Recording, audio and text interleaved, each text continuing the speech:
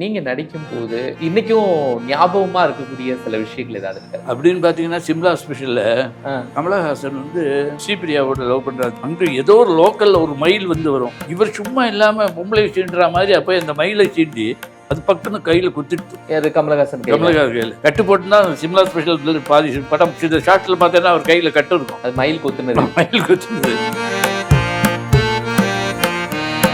மனோரமா கூடயும் நடிச்சிருக்கீங்க. ஆமா. எப்படி சார் ஆர்டிஸ்ட்? இது என்ன சார் அவங்கள போய் ஜட்ஜ் பண்றாங்க. அவங்கள்ட்ட இருந்து கத்துக்கணும் இல்லையா ஆடியன்ஸ்? அவங்கள்ட்ட இருந்து ஆடியன்ஸ் கத்துக்க அவங்க நடிக்கிறத பார்த்தாலே போதும், அதுவே போதும். கூட நடிக்கிறவங்களுக்கு அட்ஜஸ்ட் பண்ணிட்டு பண்ணுவாங்க, அதுதான் பெரிய விஷயம். டைரக்டர் சித்தமையும் சார் அது வேணாம் அப்படின்னா இவங்க சொல்லுவாங்க நல்லா தானே இருந்தது, நல்லா இருந்ததுன்னு நிஜமாவே சப்போர்ட் பண்ணி எங்க தன்னோட நடிக்கும் போது அவங்க நல்லா நடிச்சுட்டா தன்னுடைய இமேஜ் அடிபட்டு போயிடுமோங்கிற எண்ணம் இல்லாம பண்ணக்கூடிய ஒரு ஆர்டிஸ்ட்.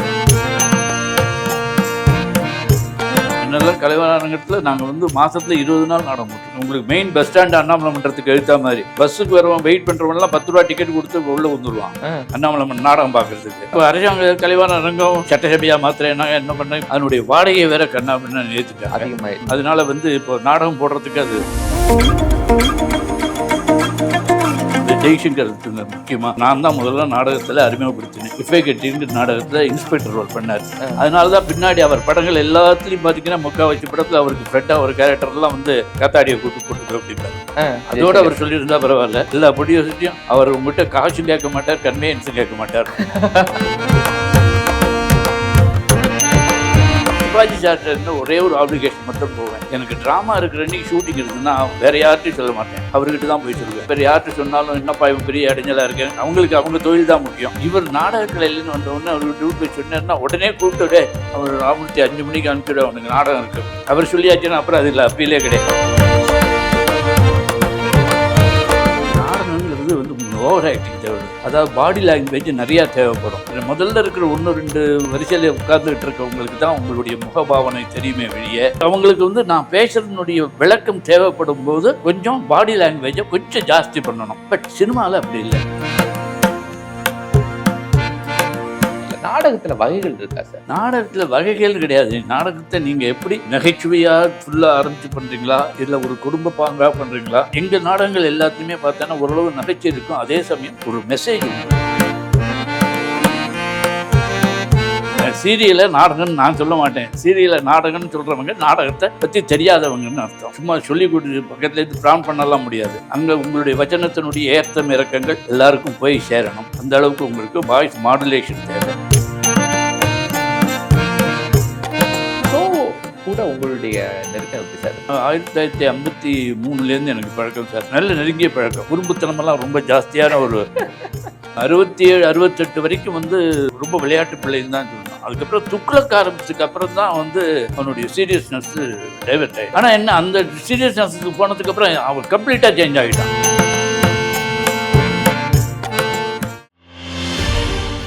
பிளாக் அண்ட் ஒயிட் தமிழர்களுக்கு அன்பான வணக்கங்கள். 50 ஆண்டுகளுக்கு மேலாக மேடை நாடக கலைஞர், எழுத்தாளர், இயக்குனர், சினிமா நடிகர் எல்லாம் தாண்டி ஒரு பன்முக கலைஞர், மனிதநேய பண்பாளர் காத்தாடி ராமமூர்த்தி அவர்களை தான் நம்ம இன்னைக்கு சந்திக்க இருக்கிறோம். வணக்கம் சார். வணக்கம். நாடகம் அப்படிங்கிறது இன்னைக்கு நிறைய பேர் பார்க்கறதே இல்லை, மெகா சீரியல்ஸ் தான் பார்க்குறாங்க. அதைத்தான் நாடகம்னு நினச்சிக்கிட்டு இருக்காங்க. அதைத்தான் கொஞ்சம் கொஞ்சமாக மாற்றிக்கிட்டு வரேன். சாதாரண ரசிகர்கள் நினைக்கிறது இருக்கட்டும், என்னோட சீரியலில் கூட நடிக்கிற நடிகர்களுக்கே நாடகம்னா என்னன்னு தெரியாத அளவுக்கு தான் இன்றைய இளைஞர்களுடைய நிலைமை இருக்கு. அதை மாத்துறது ஒரு விஷயம் சார். அந்த நாடகம் அப்படிங்கிற ஒரு அமைப்பு இருக்கு இல்லையா, அந்த அமைப்பு ஏன் தேவை, அதனுடைய அம்சம் என்ன சார்?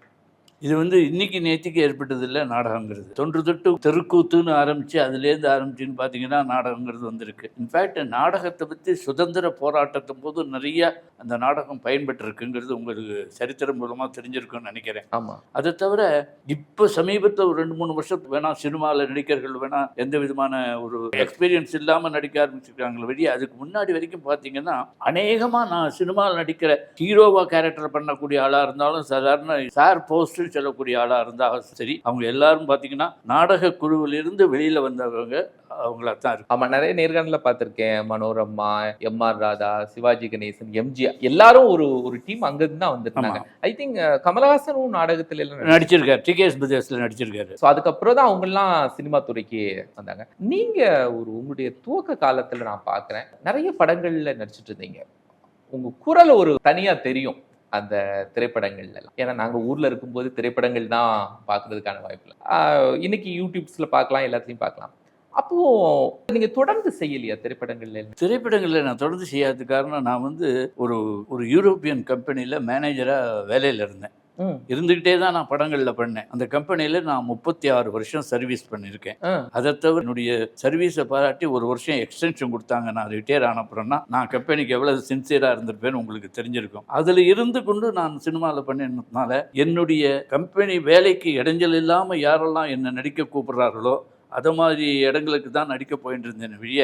எல்லா இடங்களுக்கும் நடிக்க போகிற மாதிரி எனக்கு ஆவல் இல்லை. ஏன்னு கேட்டிங்கன்னா, நடிக்கிறதுங்கிறது ஒன்றும் அப்போ வந்து கமர்ஷியல் பணத்துக்காக போகணும், அதுக்கு அவசியம் இல்லை. ஏன்னா கம்பெனியில் மாதம் ஓரளவு இந்த இப்போ கிட்டத்தட்ட 30,000-40,000 வாங்குற அளவுக்கு அந்த அளவுக்கு சம்பளம் அப்போவே வந்துக்கிட்டு இருந்தது. அதனால அரசனை நம்பி புருஷனை கைவிடக்கூடாதுங்கிற கதையா, ஏன்னா இதில் மதில் மேலே போன கதை இது. எப்படி இருக்குன்னு சொல்ல முடியாது. 2 படம் நல்லா வந்ததுன்னா ஒரு 3வது படம் 4வது படம் சரியா இல்லைன்னா அப்புறம் நீங்கள் இருக்கிற இடமே தெரியாமல் போயிடும். அதனால இந்த ரிஸ்க் எடுக்க வேண்டாம் அப்படிங்கிறதுக்காகவே நான் சினிமாவில் ஜாஸ்தி ஆர்வம் காட்டாமல் நாடகத்துறையில் பண்ணேன். ஏன்னா நாடகத்துறைங்கிறது பணம் வருமானம் கிடையாது, செலவு தான் உண்டு. அது பரவாயில்ல, மாஸ்டர் அட்ஜஸ்ட் பண்ணிக்கலாம்னு. ஏன்னா நாடகத்தில் நடிக்கிறவங்க எல்லாருமே ஒரு ஆவலில், ஒரு இன்ட்ரெஸ்டில், ஒரு ஊண்டுதலில் தான் பண்ணுறாங்களே வெளிய பணத்துக்காக பண்றதில்ல, பணத்துக்காக பண்ணவும் முடியாது. உங்க கூட நாடகத்தில் நடிச்சதுல அதுக்கப்புறம் சினிமால பெரிய ஆளான நபர்கள்லாம் இருக்காங்க நிறைய. ஜெய்சங்கர் முக்கியமா, அவர் என்னோட நான் தான் முதல்ல நாடகத்தில் அறிமுகப்படுத்தினேன். இஃபே கட்டிங்கிற நாடகத்தில் இன்ஸ்பெக்டர் ரோல் பண்ணார்.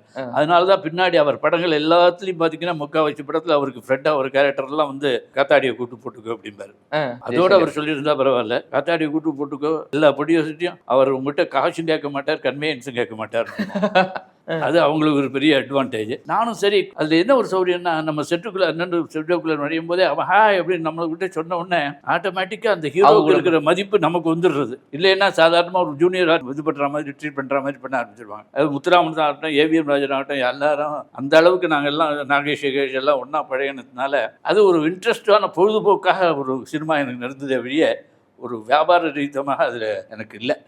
அதுக்கப்புறம் தொடர்ந்து ஜெய்சங்கர் கூட உங்களுக்கு நட்பு இருந்துச்சு? கடைசி வரைக்கும் இருந்தது. அவருடைய படங்கள்ல எல்லாம் நீங்க ஏன் அவ்வளவு தூரம் என்னோட அவர் துபாய்க்கு எல்லாம் நாடகத்துக்கு வந்திருக்காரு. என் நாடகத்தில் நடிக்க சினிமாவுக்கு வந்த பிறகும் சினிமாவில் வந்து ஓஹோன்னு கொடி நாட்டி வந்த பிறகு ஃப்ரைடே ஹீரோவாக ஆனதுக்கு அப்புறம் கூட அவர் இறந்து போகிறதுக்கு ஒரு 3-4 வருஷத்துக்கு முன்னாடி கூட வந்து என்னோட துபாய்க்கு வந்து நாடகத்தில் பண்ணிட்டு. துவக்கத்தில் சினிமா நடிச்சிட்டு இருந்தீங்க இல்லையா? அந்த சினிமாவில் நடிக்கும் போது உங்களுக்கு யாரெல்லாம் நல்லா பழக்கமா இருந்தாங்க? யார் பழக்கமா இருக்காங்கிறது நம்ம பழகிற விதத்தில் தான் இருக்கு. நான் எல்லார்கிட்டையும் நல்ல விதமாக தான் பழகுவேன். அவங்கள்ட்ட இருக்கிற நல்லது தான் முக்கால்வாசி எடுத்து போய் வெளியே இந்த குற்றம் குறைகளை சுட்டி காமிக்கிறதுங்கிறது நமக்கு வராத கலை. அதனால ஓரளவு எல்லாரும் எங்கிட்ட நல்ல விதமாக தான் பழகுவாங்க, நானும் அவங்கள்ட்ட நல்ல விதமாக தான் பழகுவேன். ஆனால் சில பேர்கிட்ட கொஞ்சம் சிவாஜி சார், எம்ஜிஆர் சார் கொஞ்சம் தள்ளி நிற்கிறது தான் நம்ம கௌரவத்தை நம்ம காப்பாற்றிக்கிறதுக்கு நல்லதுன்னு அர்த்தம். சிவாஜி சார்ட்ட ஒரே ஒரு ஆப்ளிகேஷன் மட்டும் போவேன். எனக்கு ட்ராமா இருக்கிற அன்றைக்கி ஷூட்டிங் இருந்ததுன்னா வேற யார்ட்டையும் சொல்ல மாட்டேன், அவர்கிட்ட தான் போய் சொல்லுவேன். சார் சாயந்தரம் ஷூட்டிங். ஏன்னா டைரக்டர் வேறு யார்கிட்ட சொன்னாலும் என்னப்பா இவன் பெரிய இடைஞ்சலாக இருக்கேன், அவங்களுக்கு அவங்க தொழில் தான் முக்கியம். இவர் நாடக கலையிலேருந்து வந்த உடனே அவர் டியூட் போய் சொன்னார்னா உடனே கூப்பிட்டு அவர் ராமூர்த்தி 5 மணிக்கு அனுப்பிச்சுட, அவனுக்கு நாடகம் இருக்குது அப்படின்னு அவர் சொல்லியாச்சுன்னா அப்புறம் அதில் அப்பீலே கிடையாது. ஸோ சிவாஜி கணேசன் கூட நல்ல சார், அவர் ஒரு டைம் கீப் அப் அதெல்லாம் சொல்லுவாங்கல்ல. நடிப்பு அவரும் நாடகத்துல இருந்து தான் சினிமாக்கு வந்தாரு. அந்த ரெண்டுக்குள்ள நடிப்புல உள்ள வித்தியாசம் என்ன சார்? அது வந்து நாடகங்கிறது வந்து கொஞ்சம் ஓவர் ஆக்டிங் தேவைப்படுது. அதாவது பாடி லாங்குவேஜ் நிறையா தேவைப்படும். ஏன்னா முதல்ல இருக்கிற 1-2 வரிசையில் உட்கார்ந்துகிட்டு இருக்கவங்களுக்கு தான் உங்களுடைய முகபாவனை தெரியுமே வெளியே. பின்னாடி போக போக போக நாடகம் நீங்க வந்து நேரம் பார்த்துருக்கீங்களா? முதல்ல நான் அதை பார்த்துருக்கேன் சார். அப்படி சபாவில் பார்த்தீங்கன்னா உங்களுக்கு எப்படி அமைப்புன்னு தெரியும். அது கிட்டத்தட்ட ஒரு 1000 பேர் இருப்பாங்க. 1000 பேர்ல முதல் 2 ரோவில் வந்து பார்த்தீங்கன்னா 10-20 பேர் தான், 30 பேர் தான் உட்கார முடியும். அப்படி போக போக பின்னாடி போக போக உங்களுடைய உருவம் தெரியும். ஆனால் உங்களுடைய முகம் யாரு பேசுறது காத்தாடி ராமமூர்த்தியா அப்படின்னு பின்னாடி இருந்து அப்படி இல்லை, ராதா ராமமூர்த்தி பேசுறது தெரியும். பட் அப்படி அவங்களுக்கு வந்து நான் பேசுறதுனுடைய விளக்கம் தேவைப்படும் போது கொஞ்சம் பாடி லாங்குவேஜை கொஞ்சம் ஜாஸ்தி பண்ணணும். பட் சினிமாவில் அப்படி இல்லை. அவங்க கேமரா நேராக உங்கள் மூஞ்சிக்கு நேரம் கொண்டு வந்துட்டாங்க. உங்கள் முகத்தையே ஸ்க்ரீன் ஃபுல்லாக காமிச்சிடுறான். நீங்கள் கண்ணை அப்படி தூக்கினாலே அது பெரிய எஃபெக்ட். அதுதான் பெரிய வித்தியாசம். அதில் போய் கொஞ்சம் ஓவர் ஆக்ட் பண்ணால் தான் வம்பா போயிடும். இப்போ நீங்க நாடகத்தில் நடிக்கிறீங்க, மெகா சீரியல்லையும் நடிக்கிறீங்க, சினிமாலையும் நடிக்கிறீங்க. என்ன டிஃபரன்ஸ் காட்டுவீங்க ஒவ்வொன்றிலையும்? நாடகத்தில் நடிக்கிறது கஷ்டம், ரொம்ப கடினமான ஒரு நாடகம். நீங்க மெகா சீரியல்ல சொல்றீங்க இல்லை, நான் நாடகங்கிறது மேடை நாடகத்தை சொல்றீங்க. சீரியலை நாடகம்னு நான் சொல்ல மாட்டேன். சீரியலை நாடகம்னு சொல்றவங்க நாடகத்தை பற்றி தெரியாதவங்கன்னு அர்த்தம். நான் சொல்றது நாடகம்னா மேடை நாடகங்கள். அதுல உங்களுக்கு மனப்பாடம் ஆகணும். எல்லா வச்சனங்களும் உங்களுக்கு சும்மா சொல்லி கொடுத்து பக்கத்துலேருந்து பிரான் பண்ணலாம் முடியாது. வச்சனம் எல்லாம் நீங்களே தான் சொல்லணும். அங்க உங்களுடைய வச்சனத்தினுடைய ஏற்றம் இறக்கங்கள் எல்லாருக்கும் போய் சேரணும். அந்த அளவுக்கு உங்களுக்கு வாய்ஸ் மாடுலேஷன் தேவை. பட் சீரியல்னு இப்போ நம்ம சொல்றோமே, இதுல நீங்க எத்தனை வேணா பண்ணலாம், எப்படி வேணா பண்ணலாம், தப்பா பண்ணா ரீடேக் பண்ணிக்கலாம். நீங்க டைலாக் படிக்க வேண்டாம், பேசாம வாய் ரெண்டும் இப்படி அனுப்பிச்சிட்டு இருந்தா கூட எதுக்கு தகுந்த மாதிரி அவங்க டப் பண்ணிக்க போறாங்க. அவ்வளவு சௌரியங்கள் இருக்கு. உங்களுக்கு போரிங்கா இருக்குமா சார்? போரிங்கா இருக்காது. ஆனா அதுதான் ஒரு பெரிய, அங்க போய் எல்லாருக்கும் நம்ம கம்பெனின்னா ஒரு தனி, இன்ஃபேக்ட் டைரக்டர் சில டைரக்டர் காத்தார் சார் கொண்டு போய் தனியா மேல கொண்டு உட்காந்து இங்க வச்சா வேலையே நடக்க மாட்டேங்கிறது. எல்லாரும் அவர் சுற்றி உட்காந்துருக்காங்களே வெளியே வரமாட்டேங்கிறாங்க அப்படிம்பாரு. அதனால கொஞ்சம் நான் எல்லாரோடையும் கொஞ்சம் ஈஸியா பழகிடுவேன். புளிந்த லக்ஸுங்கிற மாதிரி அவங்க தப்ப அவங்கக்கிட்டே சொல்லி காமிக்கிறது உண்டு. அப்படியெல்லாம் பண்ணா அதனால கொஞ்சம் ஜாலியாக போகும். இப்போ கூட நான் ரீசன்ட் பிரியமான தோழின்னு பண்ணோம், 2.5 வருஷம் பண்ணோம். எல்லாரும் தான் சொல்லிருக்கோம், என்ன சார் கம்பெனியே இல்லை ஒன்றும் இல்லை அப்படின்ட்டு. அது மாதிரி அதனால அப்படியே ஜாலியாக பொழுது போயிடும். ஒரு இனிமையான காலகட்டம். அந்த நேரத்தில் வந்த நடிகர்கள்லாம் லாங் டைம் சஸ்டெயின் பண்ணாங்க. எம்ஜிஆரா இருக்கட்டும், சிவாஜியா இருக்கட்டும், மனோரமாவா இருக்கட்டும், எல்லாரும். ஆனா இன்னைக்கு வரக்கூடியவங்க ஈவன் தோ காமெடி ஆர்டிஸ்ட் கூட ஒரு பர்டிகுலர் டைம் தான் அவங்களுக்கான பூம் இருக்கு. அதுக்கப்புறம் இன்னொரு காமெடி ஆர்டிஸ்ட் வந்துடுறாங்க. ஏன் அந்த சேஞ்சஸ் எல்லாம் வருதுன்னு? சினிமாங்கிறது ஒரு தனிப்பட்ட மனிதனுடைய முயற்சியே கிடையாது. இது ஒரு கூட்டு முயற்சி. முதல்ல இருந்து பாத்தீங்கன்னா எழுத்தாளர் எழுதி கொடுக்குற கதையிலேருந்து ஆரம்பிச்சு அது சினோரியோ பண்ணி அப்புறம் சீன்ஸ் பிரிச்சு அப்புறம் டைலாக் எழுதி கடைசியில தான் நடிப்புக்கு வருது. அதுக்கு முன்னாடி வரைக்கும் உங்களுக்கு நிறைய ஒர்க்கு இருக்கு, வேலை. அதெல்லாம் அந்த காலத்துல ரொம்ப கொஞ்சம் பாடுபட்டு அதுக்காக ஈடுபட்டு அதெல்லாம் பண்ணாங்க. இப்போ இப்பவும் பைசாக்கு தான் காசுக்கு தான் இருந்தாங்கன்னா கூட உண்மையா காசுக்கு வேலை பண்ணாங்க. ஆனா இப்போ காசுக்காக மாத்திரம் வேலை பண்றாங்கிறது மாதிரி ஒரு நிலைமை இருக்குங்கிறது என்னுடைய எண்ணம். ஏன்னா யாரோ கொடுக்குறா, யாரோ பண்றா ஏதோ அப்படிங்கிற மாதிரி ஒரு தனாவிட்டு போக்கு சாதாரணமா டெக்னீஷியன் சைட்லயும் பாக்கி சைட்லயும் நினைக்கிறேன். அதனாலதான் படங்களுடைய தரமே சரியா இருக்க மாட்டேங்கிறது. ஆர்டிஸ்டும் லாங் சஸ்டெயின் பண்ண முடியல, ஒரு குறிப்பிட்ட காலகட்டங்கள் தான் இருக்கிறாங்க. ஆர்டிஸ்ட்னா என்ன சார், அவங்கள நம்பியே வருது இல்லையா சார்? அவங்க கேமராவையும் டைரக்டரையும் நம்பி தானே சார் நடிக்கவே வராங்க. முன்னாடி ஆர்டிஸ்ட் நம்பி தான் கேமரா. ஆர்டிஸ்டுக்கு அவன் மேல முதல்ல ஒரு தன்னம்பிக்கை இருக்கணும். தன்னால் நடிக்க முடியும், தன்னால் இந்த கேரக்டர் பண்ண முடியும்னுட்டு. அப்போ அதுக்கு முன்னாடி நடிப்பு திறன் மேடை நாடகத்திலேருந்து தான் வர முடியும். நடிப்பு பயிற்சி பள்ளிக்கூடங்கள் இருந்து காலேஜில் இருந்து நடிப்பு சொல்லித்தரேன்னு சொன்னா கூட அது ஒரு பள்ளிக்கூடத்துலேயோ ஒரு காலேஜ்லேயோ ஒரு 100 பேருக்கு ஒரே வாத்தியார் தான் சொல்லித்தராரு. ஆனால் 100 பேரும் ஃபர்ஸ்ட் கிளாஸ் வாங்குறது இல்லையே. அது மாதிரி தான் நடிப்பு பள்ளியில் எடுக்க அதில் இருக்கிற ஆர்வம் இருக்கிறவன் அதை கற்றுக்கிட்டு அதில் உள்ள அந்த அதெல்லாம் தெரிஞ்சுக்கிட்டு பண்ணக்கூடியது.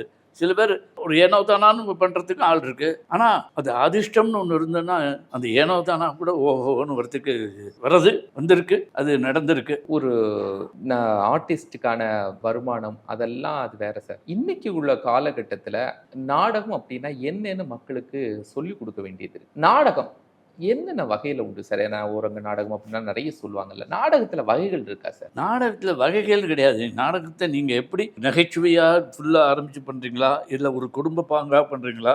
எங்க நாடகங்கள் எல்லாத்துலயுமே பார்த்தோன்னா ஓரளவு நகைச்சுவை இருக்கும், அதே சமயம் ஒரு மெசேஜ் உண்டு. அந்த மெசேஜை நம்ம திணிக்க கூடாது. சீனுக்கு சீனு நீ நல்லவனா இருக்கணும், நீ நல்லவனா இருக்கணும்னு சொல்லிட்டு இருந்தோன்னா நீயே நல்லவனா இரு, நான் போறேன்ட்டு எழுந்து போடுவான். அது சொல்கிற விதமாக சொல்லிட்டு அது சொல்லணும். இப்போ சமீபத்தில் நாங்கள் போட்ட ஒரு நாடகத்தில் கல்யாணம் ஆனவங்க இந்த குழந்தைய பெற்றுக்கிறத தள்ளி போட்டு ஒரு பீரியடுக்கு மொத்தம் அவங்க அப்புறம் குழந்தை பெற்றுக்க முடியாத சூழ்நிலை வந்துடுறது. அது தப்புன்னு சொல்கிறோம். அப்படி நான் கூட நீங்கள் ஒரு அனாதை குழந்தை தத்தெடுத்து அது வளங்க, அதுக்கு மேலே ஒரு பூனைக்குட்டி நாய்க்குட்டி எடுத்து அதுக்கு பேர் வச்சு வளர்க்குறதுக்கு மேலே அனாதை குழந்தை எடுத்து வளர்க்கலாம், நாட்டுக்கு நல்லது அப்படின்னு சொல்கிறோம். அதேமாதிரி கல்யாணத்துக்கு இருக்கிற பெண்கள் கண்டிஷன் போடுறதெல்லாம் தப்பு. ஒரு குடும்ப வாழ்க்கைக்கு போகிறவங்க இது மாதிரி கண்டிஷன்கள் தேவையா அப்படிங்கிறது, இது மாதிரி சில விஷயங்கள் கொஞ்சம் நாசூக்காக சொல்லுவோம், அவ்வளோதான். இது வகைகள் இப்போ ஓரங்க நாடகம்லாம் சொல்லுவாங்கல்ல சார், அப்படின்னா என்ன சார்? 20 மினிட்ஸ் 25 மினிட்ஸ், அது 20-25 நிமிஷத்துக்கு சின்னதாக பண்ணுறது. ஓகே, ஸ்கிரிப்ட் மாதிரி. அது மாதிரி சாதாரணமாக ஒரு நாடகங்கள்லாம் முதல்ல பார்த்தீங்கன்னா ராத்திரி 10 மணிக்கு ஆரம்பிச்சுன்னா காலம்பரம் 4 மணி மாதிரி நடக்கும். அப்படியே கொஞ்சம் கொஞ்சமாக கொஞ்சம் 70-80 எங்கள் நாடகமெல்லாம் 3 மணி நேரம். கிட்டத்தட்ட 6:30 மணிக்கு ஆரம்பிச்சோம்னா 9:30 மணிக்கு தான் முடியும். இப்போ 7 மணிக்கு ஆரம்பிச்சு 8:30 மணிக்கு நாங்கள் நாடகத்தை முடிச்சிடணும். அதுக்கு மேலே யாரும் இருக்க மாட்டாங்க. காரணம், முன்ன சென்னை வந்து சுருங்கி இருந்தது, இப்போ நல்ல விரிவாக போயிடுச்சு. இங்கே மயிலாப்பூர், ட்ரிப்ளிகேன் நகர் இதெல்லாம் இருந்தவங்க எல்லாம் ஓப்பேட்லேருந்து ஆரம்பிச்சு தாம்பரம் வரைக்கும் போயிட்டாங்க. ஸோ ஒருவேளை அங்கேருந்து வந்தாங்கன்னா அவங்க திரும்பி அவங்க இடத்துக்கு போகிறதுக்கான டைம் கொடுக்கறதுக்கு வேண்டியிருக்கு. அதனுடைய சீரியலினுடைய ஆதிக்கம்லாம் வேறு இருக்குது. அதனால இதெல்லாம் பார்த்து செய்ய வேண்டியிருக்கு. ஒரு கஷ்டம் தான் இல்லை, மெகா சீரியல் இருக்கிறதுனால இந்த மாதிரி நாடகங்களுக்கெல்லாம் அந்த நேரத்துக்கு ஆளை கூட்டிட்டு வருது. இவங்க வேற சனி ஞாயிறு வரைக்கும் மெகா சீரியல் போட ஆரம்பிச்சிடுறாங்க. அது ஒன்றும் தவிர்க்க முடியாது. அது என்ன பண்ணும். ஆனால் ஒன்று கவனிச்சிங்களா, எவ்வளோ தியேட்டர்கள் வந்து ஷாப்பிங் மாலாக மாறி இருக்கு. ஆனால் ஏதாவது ஒரு ட்ராமா தியேட்டர் வந்து மாறி இருக்கா சொல்லுங்க. இது வரைக்கும் மாறல. கலைவாணர் ரங்கத்தை அது வந்து கவர்மெண்ட்டாக இருந்ததுனால மாறி தவிர, அதர்வைஸ் அதாவது அரசாங்க சம்பந்தப்பட்ட இடங்கள் தியேட்டர்கள், கலைவாணர் ரங்கம், மியூசியம் தியேட்டர், இன்னெல்லாம் கலைவாணர் ரங்கத்தில் நாங்கள் வந்து மாதத்தில் 20 நாள் நாடகம் போட்டிருக்கோம். அண்ணாமலை மன்றத்தில் கிட்டத்தட்ட உங்களுக்கு மெயின் பஸ் ஸ்டாண்டு அண்ணாமலை மன்றத்துக்கு எழுத்தா மாதிரி. அதனால எங்கள் பஸ்ஸுக்கு வரவன் வெயிட் பண்ணுறவங்கலாம் 10 ரூபா டிக்கெட் கொடுத்து உள்ளே வந்துடுவான் அண்ணாமலை நாடகம் பார்க்குறதுக்கு. அப்படி நடந்துருந்தது. இப்போ அரசாங்க கலைவாணர் ரங்கம் சட்டசபையாக மாத்திரம் என்ன பண்ணேன், இப்போ அதனுடைய வாடகையை வேற கண்ணா அப்படின்னு ஏற்றிட்டாங்க அதிகமாக. அதனால வந்து இப்போ நாடகம் போடுறதுக்கு அது கட்டுப்படி ஆகாது. ஸ்பேஸ் எல்லாமே வேற பெரிய லெவலில் ஸ்பேஸாக இருக்காங்க. எனக்கு தெரிஞ்சு மாறாமல் வந்து வேற ஒரு உபயோகத்திற்படுத்தப்பட்டது ராணி சீதேகால். அது இப்போ எல்லாம் கம்பெனி ஜென்ரல் பாடி மீட்டிங்ஸுக்கு கொடுத்துட்ருக்காங்க. ஆனால் இதில் என்னென்னா அது ரொம்ப சென்டராக இருக்கிற இடமானதுனால டிராஃபிக் நம்ம போக்குவரத்து கொஞ்சம் கஷ்டமாக இருக்கும். நீங்கள் நடிக்கும்போது உங்களுக்கு ரொம்ப பிடித்த நடிகர் அப்படின்னு யாராவது? உண்மையாக நடிக்கிறவங்க எல்லாருமே எனக்கு பிடிக்கும் சார். அது வந்து எல்லாருடைய நடிப்புலையும் நான் வந்து அட்லீஸ்ட் ஒரு போர்ஷன் 2 போர்ஷனாக ரசிப்பேன். ஏன்னு கேட்டிங்கன்னா அந்த இடத்துல பண்ணுறது ரொம்ப நல்லா இருக்கிற மாதிரி இருக்கும். அதனால் இதில் வந்து எனக்கு பிடிச்ச நடிகர்கள்னு சொன்னால், மேடையில் நாடகத்தில் ஏறி உண்மையாக சொல்ல போனால் நாடகத்தில் ஏறி நடிக்கிறவங்க எல்லாருமே எனக்கு பிடிச்ச நடிகர்கள், எனக்கு கண்கண்ட தெய்வங்கள்னு சொல்லுவேன். ஏன்னா மேடை நாடகத்தில் நடிக்கிறது அவ்வளவு கஷ்டம். சார், ஷோ நீங்கள் எல்லாம் நாடகம் போட்டிருக்கீங்க. இன்னும் சொல்லப்போனால் நீங்கள் ஷோவை இயக்கெல்லாம் வச்சுருக்கிறீங்க நாடகங்கள், நாங்கள் கேள்விப்பட்டிருக்கோம். ஷோ கூட உங்களுடைய நெருக்கம் எப்படி சார்? 1953 எனக்கு பழக்கம் சார். அடுத்த தெருவில் தான் அவர் வீடு இருந்தது. அதனால் நல்ல நெருங்கிய பழக்கம். இன்ஃபேக்ட் அவர் வந்து டிடிகேல வேலை பார்த்துக்கிட்டு இருந்தார், நான் பின்னியில் இருந்தேன். எனக்கு அடுத்த தெரு ஒருத்தர். அவர் தெருவில் வண்டி நிறுத்துறதுக்கு இடம் கிடையாது, தெருவில் தான் நிறுத்தணும். எங்களுக்கு பெரிய பார்க்கிங் உண்டு. அதனால் அவரை ட்ராப் பண்ணிவிட்டு வண்டி எடுத்துகிட்டு வந்து நான் தான் வச்சுப்பேன். அதே மாதிரி பிக்கப் பண்ணிட்டு போவேன். என்ன காலையில் அவர் தான் பிக்கப் பண்ணிப்பார். ஆனால் பிக்கப் பண்ணிட்டு ஸ்கூட்டரில் அவனை பார்த்துன்னு உட்காரக்கூடாது, திரும்பி உட்காந்துக்கணும். அது மாதிரி ஒரு குறும்புத்தனமெல்லாம் ரொம்ப ஜாஸ்தியான ஒரு ஷோ. அதை விளையாட்டுத்தனமாக இருந்த ஷோவை தான் எனக்கு தெரியுமே. அவன் வந்து பாலிடிக்ஸில் என்டர் பண்ணி சீரியஸ் ஆனதுக்கப்புறம் ஜாஸ்தி நான் அதிகமான பழக்கம் கிடையாது. காமெடி அப்படிதான் சினிமாவில் ஷோவை. அதுக்கு பிறகு ஒரு சீரியஸான பொலிட்டிக்கல் விமர்சகராக இருந்தார். நீங்கள் நிறையவே இருந்தால் கூட அவரை மாதிரி ஒரு விமர்சனத்தை வைக்க முடியாது. தீர்க்கதரிசின்னு சொல்லலாம். அவர் சினிமாவில் அவனே எழுதிட்டு இருந்தான். அவனே படங்களுக்கு கதையை வச்சு எழுதிட்டு இருந்தான். முக்தா ஃபிலிம்ஸ்க்கு நிறைய எழுதியிருக்கான். இப்போ இந்த சூரியகாந்தில் அவள் எழுதுன்னு நினைக்கிறேன். அது வரைக்கும் அவன் ரொம்ப விளையாட்டு, அதான் சொன்னேனே, அந்த வந்து 67 68 வரைக்கும் வந்து ரொம்ப விளையாட்டு பிள்ளைன்னு தான் சொல்லணும். அதுக்கப்புறம் துக்ளக் ஆரம்பிச்சதுக்கு அப்புறம் தான் வந்து அவனுடைய சீரியஸ்னஸ் டைவர்ட் ஆகிடுது. ஆனால் என்ன, அந்த சீரியஸ்னஸுக்கு போனதுக்கப்புறம் அவன் கம்ப்ளீட்டாக சேஞ்ச் ஆகிட்டான். இந்த இதுவே அவன்கிட்டேருந்து கம்ப்ளீட்டாக அது எப்படி அவ்வளோ தூரம் சகார்னு மாற முடிஞ்சதுன்னு எனக்கே பெரிய ஆச்சரியம். ஏன்னு கேட்டிங்கன்னா, அவனுக்கு குடும்பத்தனத்துக்கு எல்லையே கிடையாது. ஹோட்டலில் சாப்பிட்டே இருப்போம் சார், நீங்கள் எழுத்த மாதிரி சாப்பிட்டுட்டு இருப்பீங்க, உங்கள் பிளேட்லேருந்து பக்கோடா கொடுத்துருவான். அவர் அப்படி ஜோதிச்சு பார்த்தேன். இல்லை சார், இந்த பக்கோடா நல்லா இருக்குமான்னு கேட்டான். அதான் டேஸ்ட் பண்ணி பார்க்குறதுக்கு உங்களுக்கு வேறு பிளேட்டு பக்கோடா ஆர்டர் பண்ணிடுறேன். அவர் பரவாயில்ல வேறு என்ன சொல்ல முடியும். இப்படிலாம் பண்ணக்கூடிய ஆள் எப்படி கம்ப்ளீட்டாக பாலிடிக்ஸில் அப்படி மாறினாங்கிறது எனக்கே பெரிய நம்ப முடியாத ஒரு ஆச்சரியமாக தான் இருந்துச்சு. மனோரமா கூடயும் நடிச்சிருக்கீங்க. ஆமாம். எப்படி சார் ஆர்டிஸ்ட்? இது என்ன சார், அவங்கள போய் ஜட்ஜு பண்ணுறாங்க. அவங்கள்ட்ட இருந்து கற்றுக்கணும் இல்லையா ஆடியன்ஸ்? அவங்கள்ட்ட இருந்து ஆடியன்ஸ் அவங்க நடிக்கிறத பார்த்தாலே போகிறோம், அதுவே போகிறோம். கூட நடிக்கிறவங்களுக்கு அட்ஜஸ்ட் பண்ணிட்டு பண்ணுவாங்க, அதுதான் பெரிய விஷயம். நம்ம சில சமயம் கொஞ்சம் ஓவராக பண்ணான்னு நான் அவங்களோட நிறைய படம் பண்ணியிருக்கேன். ஆமாம், அதுவும் பட்டிக்காட்டா பட்டினமா பார்த்தீங்கன்னா டைரக்டர் சில சமயம் சார் அது வேணாம் அப்படின்னா, ஏன் சார் இவங்க சொல்லுவாங்க நல்லா தானே இருந்து சிலார்னு அவர் மேலே போய் தொங்கிட்டு சொன்னது அப்படி நல்லா இருந்தால் நான் அதை விட்டுருங்க அப்படின்னு சப்போர்ட், நல்லா இருந்ததுன்னு நிஜமாவே சப்போர்ட் பண்ணி எங்கே தன்னோடு நடிக்கும்போது அவங்க நல்லா நடிச்சுட்டா தனக்கு வந்து தன்னுடைய இமேஜ் அடிபட்டு போயிடுமோங்கிற எண்ணம் இல்லாமல் பண்ணக்கூடிய ஒரு ஆர்டிஸ்ட் அவங்க. மனோரமா சினிமா தாண்டி நிறைய விஷயங்கள்லாம் பேசுவீங்களா சார்? எங்கே யார்கிட்ட?